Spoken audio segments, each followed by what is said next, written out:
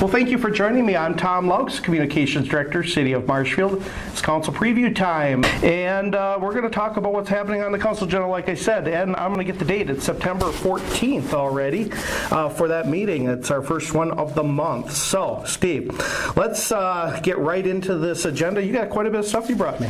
Yeah, we do. And the first item comes from staff updates. I think people who've been seeing this program for a while, Tom, know that we do periodically get a department head, or it might be me, coming forward and giving an update on something going on, maybe an announcement of something people need to know. And in this case, we do have a staff update. Dan Kinneck, our Public Works Director, will be coming to the podium. He'll be announcing the date and time for our annual Board of Public Works bus tour. Now, if you haven't seen the program before or heard us talk about this is a great thing. It's intended initially for our elected officials because they'll be voting on some of these things and dedicating money toward public improvements.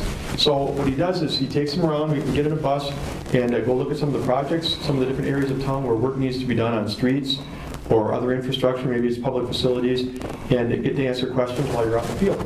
But this is not just for the elected officials, this is for anybody. So if you're interested, certainly give me a call or give Dan Kinneck a call and reserve some space on that bus. And they'll be going around starting at 5 o'clock. They'll meet at City Hall here at the corner of 6th and Chestnut. And it takes about an hour, I guess, maybe a little bit more, to go look at some of these locations where there's some needs and some things being addressed by the city, and take a look at what the projects would be, what they would cost, and hear more about what's going on. Well, Steve, I didn't know the public can go on the tour. That's good to know. So all they have to do is call you, or really can they just show up, or would you rather have a call? I think they might be able to show up, but just to be safe, it'd be good if they called or emailed me and let me know that. I'm not sure how much space there is on the bus. I don't think we were coming anywhere near filling it before, but we'd hate to have you be disappointed. So, just give me a ring. All right. Well, I look forward to that. I have not been on your bus tour. It's something we did in Rapids as well, so we'll see what it's like. Yeah, it's a very informative time to see what's happening and what needs to perhaps be done. All right, well, let's move over to our consent agenda because the last one was just on a staff update by Dan. And what's on here? Authorize an RFP. I got to lean over to get it. Talk to me about that related to the West 2nd Street West Corridor. Well, you weren't here, but when this whole project started, the idea was trying to do a 3-phase improvement of the 2nd Street corridor. The first phase was done a few years ago. That's from Chestnut, which is 1 block to the west of Central Avenue, to Maple, which is 1 block to the east, over by the library. And the goal was to make it look very decorative, to make it one-way streets, emanating from Central, going one way out to the east and west appropriately, putting some street trees in, some decorative features, and making it a more eye-appealing part of our downtown, more welcoming as you come into the downtown from different parts of the community on 2nd Street. The second phase was to put in Wenzel Family Plaza, which we did, I think maybe 3 years ago, and it's a beautiful amenity. Had a little trouble this year, as maybe you know, with the fountain that had some mechanical problems, so it went down, but we're going to get that back up and running for the spring. But the third and final phase, Tom, is one that's been delayed for a couple of years now. We want to get back on it. And that's planning for improvement of the area from Chestnut to the west over towards Stephen J. Miller Park. That includes, obviously, the area along West 2nd Street, but also what are the opportunities to the north of that and along that? Is there opportunity for redevelopment of some properties? As properties turn over or become available, can we create something better and different for that area of downtown to make it more eye-appealing, maybe greater tax base, and those types of things. So we're looking at doing an RFP, that's a request for proposals, getting some developers, or not developers, but consultants to make proposals, and then picking one of them to study what is possible in the northwest corner of our community. Would it be townhouses? Would it be commercial development? Would there be a possibility of amenities of some sort? We want to begin to dream a little bit and engage people in what we might be able to create in the years ahead. All right, so just trying to paint a picture visually for our viewers. The West Corridor, name a place that's like really close over there for me. Well, it would start at the intersection of 2nd and Chestnut, over by the post office, okay, and the former Baltus building that's now owned by the city, and go west from there towards Stephen J. Miller Park. In that northwest corner of the city, there's the Public Works Garage, the Weinbrenner Shoe Factory. There's some assorted commercial and other types of uses, some residential. And again, the goal is looking forward. It's not like we're going to suddenly wake up in 2023 and it's going to be a totally different look. But over time, are there opportunities for us to create something that would be perhaps more vibrant, more eye-appealing, maybe more successful in areas of retail or commercial or housing? We want to take a look at what may be possible with the help of a consultant. All right. Well, that piggybacks right into city planner position. Yeah. We're losing Bryce. People know that name. I believe Bryce. And why I say piggyback is that's part of what a city planner does. Is the piece you were just talking about. It is. This is a very important position here in city government. Bryce Hambrick has been our city planner for 4 years now. Came here in 2017. He's done a wonderful job. We're sad to see him go, but he's accepted a position in, I think, the southeastern part of the state. Good for him. Wish him all the best. But that's number two under, Josh Miller in the planning side of the Development Services Department. And what that person's responsible for is master planning, amendments to our comp plan. He did the bicycle, bike and walking pathway stuff recently that you were involved in as well, promoting. Just a lot of planning. He's the person you normally see at council and plan commission meetings with rezonings and those types of things. So he's definitely got to be, he or she definitely has to have a land use background and education and experience. And it'll be tough shoes to fill, Tom. Bryce has been very good, but we'll be looking for someone to become our new city planner. All right, so that is under Development Services, correct? Correct, which is a department that has a couple different arms to it. It has the planning arm, and that is including Bryce, and then Emmett, who is our zoning administrator, I believe is his title. Or maybe it's different, maybe it's associate planner. I apologize for that. And then there's the other side with inspections, with our building inspectors. So it's a department that has a little bit of flair from two different areas under one umbrella. All right. Well, we'll see what happens with that, if anything. And then you have a part-time position, authorizing to refill an accounting clerk position. Is that a position that we once had? Yeah, it's a half-time position, and we kept it vacant. Back in September of last year, so 1 year ago, Tom, we had an employee who'd been doing that job and moved on to another department of the city, and good move for her. Glad to have her still with the city of Marshfield. But we had a half-time position and we just left it vacant. And the thought was, let's see what happens. We were moving into an area of some uncertainty. We were doing new software financially, had some other things going on. And Ron Ullman, the finance director, thought, let's just wait a little bit and see how it shakes out. So it's been in the budget for 2021. Ed Wagner the other day at the Finance, Budget, and Personnel Committee said, do we have it covered by budgeted funds? And the answer is yes, we just never filled it. This person would be doing things like assisting with tax time, licenses, covering the front desk, doing customer service that way. It'll free up the accountant and the accounting technician to be not having to do counter service, and they'll be able to focus entirely on their main duties. So it'd be 20 hours a week, and it's a position that is important, especially as we start heading toward tax season. All right, Steve, we'll see what happens there. Oh, we have one more that you highlighted for me under consent, although there's quite a other items on here, but these are the highlights that you had given me. Wastewater treatment facilities planning, another RFP? Yeah, our wastewater division is run very well by Sam Moore. Outstanding, just does a great job in every sense of the word. We've gotten awards and recognitions, for the work they do on treatment, phosphorus and other things. But also, it just has been recognized very highly by our auditor and others for being run very well financially. Well, the plant is starting to get near the end of its life. Back in 1997, we did a facilities plan, which is what you have to do in preparation for an upgrade of your plant or a replacement plant. So it's been 23 years, and it's due for another version of that. We got to do a facilities plan. There's nothing imminent that our listeners or viewers should know about replacing the current plan or adding to it, but we're preparing. And there's a day coming when there's going to be a large capital expenditure to upgrade the plant. Now, I will tell you this. We've been preparing for that day for a long time. We're paying off our debt. I think we've got a big chunk of debt ready to be paid off here soon. So we'll be in a good position when that day comes to do an upgrade to the plant. Right now, we're just in the early stages of planning for what that might have to look like based upon the needs of the community, expected growth, and those types of things. All right, Steve. I do have a question on that. Now, does that come out of regular tax money, or does that come out of wastewater funds? This all comes out of the wastewater funds, and this will come up again in the budget. Every year we review the wastewater budget as part of the entire city budget, but always keeping in mind that those expenses are paid for by the user fees paid by people who have city sewer. Yeah, we're not talking about an impact on the taxpayers when we spend money to update the plan or those types of things.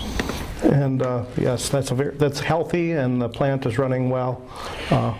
It is. They have challenges, and he noted some of them. Sam did in his email. Phosphorus compliance. The state and federal government, are looking for even more phosphorus to be removed from wastewater system. Biosolids. There's a lot to it, and it's very technical. If you ever take that tour, if you were blessed to go down with Sam or Mark Kibela or anybody from the plant and see how they operate, it's way more complicated than you would expect, and it requires a lot of technical expertise. But fortunately, our staff has that. Yeah, most definitely. You have to be a chemist to run that place. Yeah, pretty much. All right, Steve, let's move on here off of our consent agenda. And again, if you guys are just joining us now, this is our council preview program for the September 14th Common Council meeting. I have our City Administrator, Steve Barg, sitting next to me answering these questions. All right, let's move into these items. What do you call them? I can't think of what we call these items here. Action items? Some are action, some are discussion. We tend to put the action at the top and the discussion ones down the line. Okay. We start out with presentations, and there is one of those actually this time. All right, well then let's talk about that presentation, and that has to do with the candidate on the Utility Commission. Yeah, we have 5 members on the Utilities Commission. It's a very important commission, not that they aren't all, but these are the ones, for Marshfield Utilities, they are the ones responsible for the electric and water utilities, which means everything from service concerns to growth potential and the things that come from that, to rates. And they have to go to the PSC to get rate increases when necessary to cover costs. So it's a very technical and very important commission. But they have 5 members, and every year one of those 5-year terms comes up. So this year it's Mike Eberl, and we have 3 candidates looking to fill that position effective October 1st. Mike is one of them. He's been the chair for a while. But we have 2 other individuals, Tim Moen and Jeff Scheel, who've thrown their hat in the ring, so to speak. And so on Tuesday night at the council meeting, not only will they be presented, and the council will have their letters, whatever they submitted on their behalf, talking about their interest and experience and so forth, but they'll also be given a chance, those individuals, to come to the podium and just explain, why are you interested in this? What do you think you bring to the table? Why would you be a good member of the Utilities Commission? The council won't do anything on Tuesday night. They'll take it under advisement, look back at the written materials, and then they'll vote on the 28th of September on who to choose for that important position. All right. We always do 2 times on some of these things, most of these things, right? We typically do, and if you think about this one, it's an important role. So you want to give the council a little time after they hear from people and read their letters or resumes, a little time to think about it before you have to take a vote. And that's the premise for the 2-week break. All right. Well, let's talk about strategic plan. Isn't that always a fun topic? It actually is. I wonder if people who are tuned into us today are thinking, that's really exciting, or wow, that sounds kind of bland. I'll hold up, this is the cover of what we're talking about doing, or what we're bringing to the council. It's a little bit different than the one we did 3 years ago. We did our first strategic plan in 2018, and it was for the 3 years, 2019 through 2021. So let's wrap it up right now. The goal is this. In the last 12 months, Tom, we've had a lot of things thrown at us. We've had COVID, obviously, which has been a real time-consuming thing, but we've had issues with different things going on with the mayor and the police chief, and just a lot has happened. So you don't always get to the things on your long-term plan, but it's a thing to go back to and make sure that you're working on those items. Well, what we've done here, we used to have 5 pillars, as we called them: economic development, infrastructure, finance, human resources, and communications. We've added 2 now: quality of life and administration. And we've clumped under those headings, roughly 18, I think it is, goals. And these are the things we want to be working toward in the next 3 years. As communications director, you have, I think, 2 or 3 of them, and I do as well. And we want to make sure that during the time period that we're working on those. We have other things to deal with, we're busy, but are we going after the big things? So on Tuesday night, I want to present it to the council. They've already seen it in print. I want to walk through it, and I want to get their feedback. The council might look at this, Tom, and say, oh, I like goal number 1 and number 2. Number 3, I wouldn't want to spend resources on that. There's got to be something more important. I think we should do goal number 4, which is blah, blah, blah, or whatever. So, it's got to be their document, and I look forward to hearing, hopefully, some input and feedback from them before I bring it back later for consideration of approving the document. Then the document ultimately will be our plan from 2022 through 2024.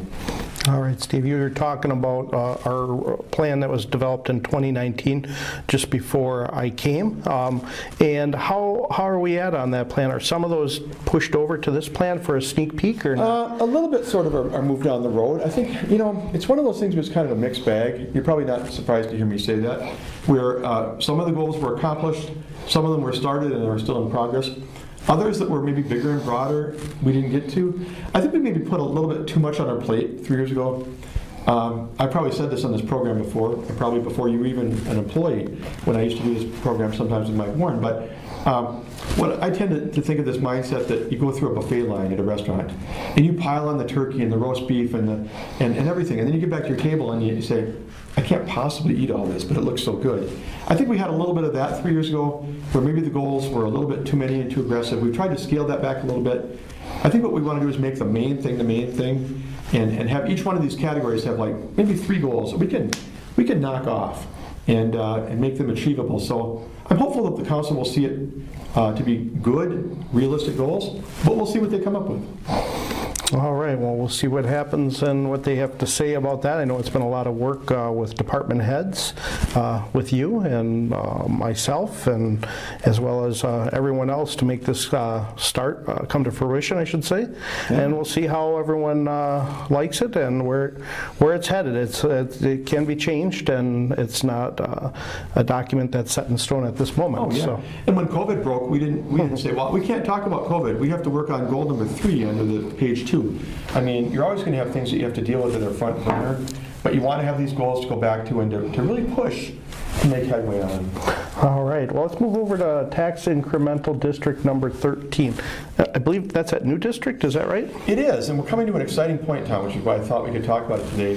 It's been through the process of joint plan review. That's with the school, the county, the tech district, and then it's gone to the plan commission. They found it to be favorable. They moved it on. Now it's at the point where the council is going to be asked to sign off. And again, I think we talked about this once before, but this is the area along either side of Veterans Parkway in the southeastern part of the city, down from maybe the area of 21st Street going south. And it's called a mixed-use TIF district, which means it's got some residential, some commercial, some industrial, and we're hoping to spur growth in all those areas. In the residential side, which is going to be for west of Veterans Parkway, we're hoping to get maybe more moderately priced homes. I know a lot of people are excited about Daniel's subdivision on the west end, but some people are thinking, gosh, $400,000 homes, that's not for everybody. These are probably going to be more in the 250 type of range. And so it'll present another housing opportunity for us if we can get that one jump started. And then there's opportunities with land out there for commercial and industrial growth that we want to be able to incentivize, with either the development grants or maybe even infrastructure improvements that will help motivate people to build. So I think it's got a real upside for us, Tom. All right. Well, we'll learn from. Is this Josh presenting any of this? It will be Josh. Okay. And if the council is favorable to this, the next step would be the joint review board getting back together at the end of the month. If they sign off on it, this district is on its way. Okay. Well, that'll be another opportunity for growth of Marshfield for everyone, and Absolutely. that would be great. So, all right. Let's move down to this piece here. Unbudgeted legal fees? What is that? Well, it's not fun to talk about, but I think one of the things I mentioned a minute ago was we had 3 major cases that we've gone through in the last year with the police chief, the former police employee, and the mayor. And all those required us to use outside legal counsel. Now, in the case of the mayor's hearing, it required us to use an attorney apart from city government to actually conduct the hearing. And those bring costs with them. So we had some money budgeted for legal costs, but not nearly enough to cover it. So what this resolution does is it transfers $240,000 of general fund money to cover the expenses in those 3 areas, those 3 situations that I mentioned. And we're not thrilled about it, but we don't control everything. Whenever we get into a situation where there's perhaps going to be legal action, maybe we have to take action against someone else, or someone is suing us, or whatever might be going on, we have to deal with it. And that usually blows through the money that we budgeted for legal expenses for that year. So the Finance, Budget, and Personnel Committee was favorable to this. They're not in love with it, needless to say, but they know we have to do this because those are costs that were incurred, and we have to make sure that they're paid out of the right account. Well, you have to pay it. Services have been done, so it's not like you can't not pay it. It's kind of like you bought the product, now you got to pay for it. We all have to deal with it in our personal, see our credit card bill. That's always scary. Yeah, and I think this is why the Finance, Budget, and Personnel Committee was favorable. We've already paid these legal costs, but we need to transfer money so that it shows as having come from the right place.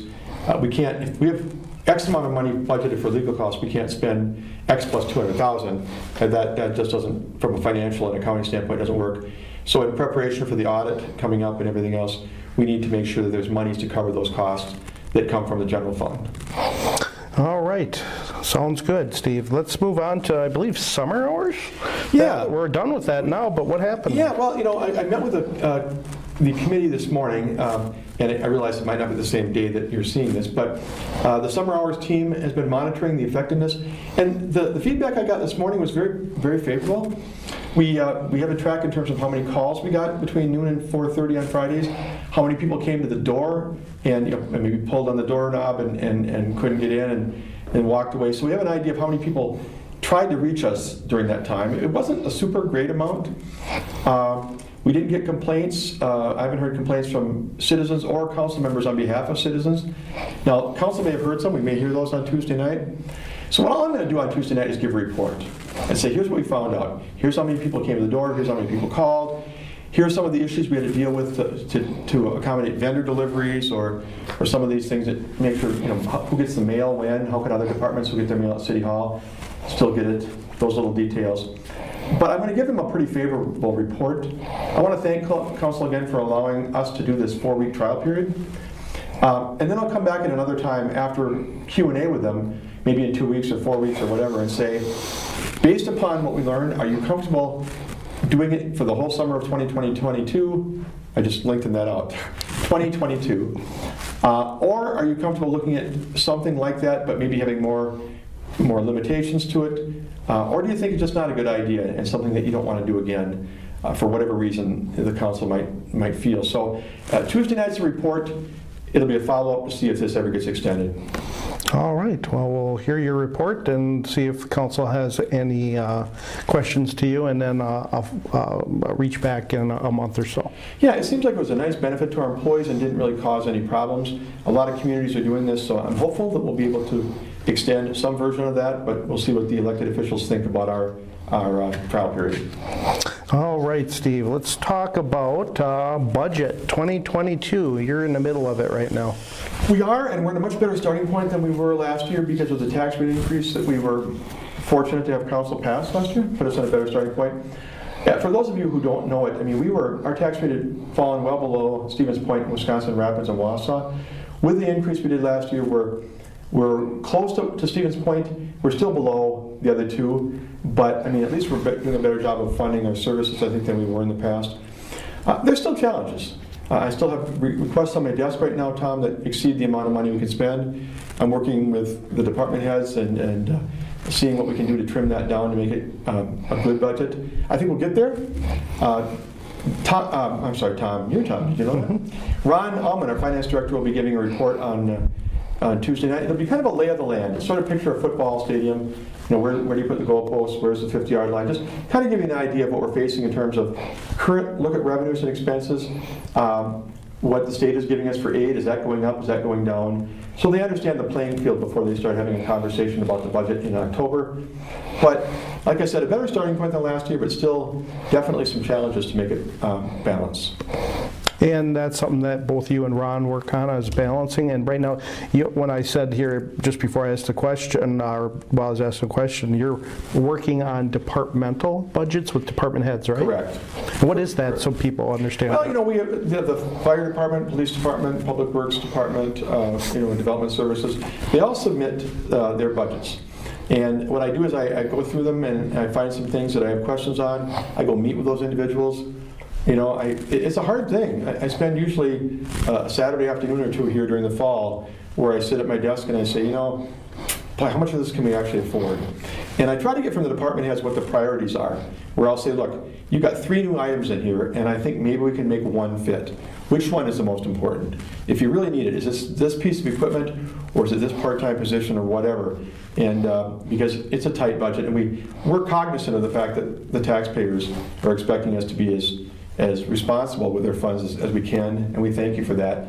But we take it very seriously. So it's a matter of what we can do with the highest priority items to make them work in the amount of resources that we have.